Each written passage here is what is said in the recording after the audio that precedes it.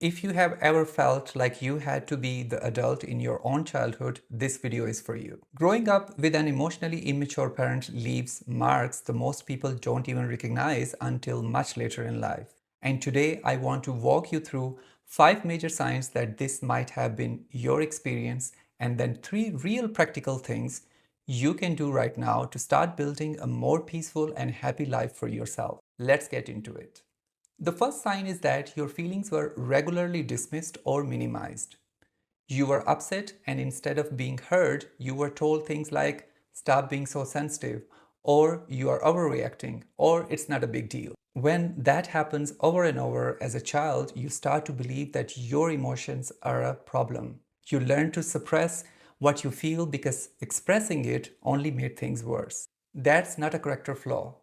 That's a survival strategy. But it follows you into adulthood, and it shows up in your relationships, your work, and the way you talk to yourself. The second sign is that you felt responsible for your parents' emotions. Maybe you walked on eggshells, always trying to figure out what mood they were in before you even spoke. Maybe you tried to keep the peace, fix their problems, or make yourself smaller so they wouldn't get upset. Children are not equipped to manage adult emotions. But when a parent is emotionally immature, that's often exactly what the child ends up doing. That role reversal has a name. It's called parentification, and it can leave you with a deep sense of anxiety, hypervigilance, and an almost automatic need to manage other people's feelings, even as an adult. And the third sign is that love felt conditional. You may have sensed, even without it being said out loud, that affection and approval depended on your behavior. When you performed well, things were good. When you didn't, or when you expressed needs, the warmth from your parents disappeared. This teaches a child something really painful, that they are only lovable when they are useful, compliant, or perfect. If you have struggled with people pleasing, perfectionism, or a constant fear of rejection, this is often where it starts. The fourth sign is that your needs were regularly overlooked or ignored. Emotionally immature parents tend to be so caught up in their own inner world that they simply don't tune into what their child actually needs. Not out of cruelty necessarily, but out of a real inability to step outside themselves and see you. This can look like a parent who was physically present but emotionally absent. And growing up in that environment can leave you feeling deeply unseen and sometimes unsure whether your needs even matter at all. The fifth sign is that conflict was either explosive or completely avoided. There was no healthy middle ground. Either things escalated fast, anger, blame, shutting down, or problems were swept under the rug and never talked about.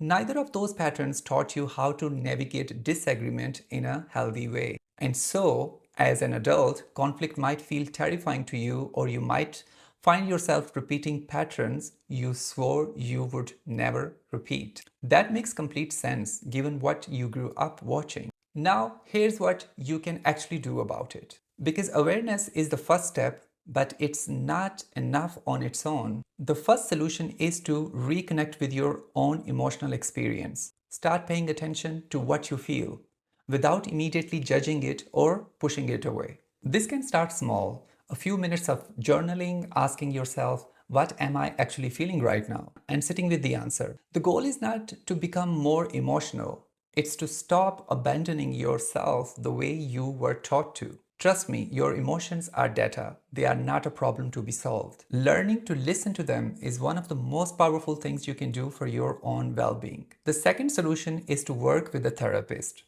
especially someone who understands childhood emotional neglect or attachment patterns. I want to be direct about this. The patterns that formed in childhood are deep, and trying to untangle them completely on your own is really hard. A good therapist gives you a space to understand where these patterns came from and to build new ones that actually serve you. This is not about blaming your parents forever. Most emotionally immature parents did not choose to be that way. But you do deserve support in healing what their limitations cost you. The third solution is to start setting boundaries, not as a punishment, but as an act of self-respect. This is especially important if that parent is still in your life. Boundaries are not walls. They are just the terms under which you are willing to show up. They might sound like, I won't continue this conversation if it becomes disrespectful, or choosing not to share certain things that have been used against you in the past. This takes practice. It can feel uncomfortable, even guilt inducing at first, especially if you were raised to put everyone else first. But every time you hold a boundary, you send yourself a message: I matter too. So, those are the 5 signs and the 3 things you can start doing now.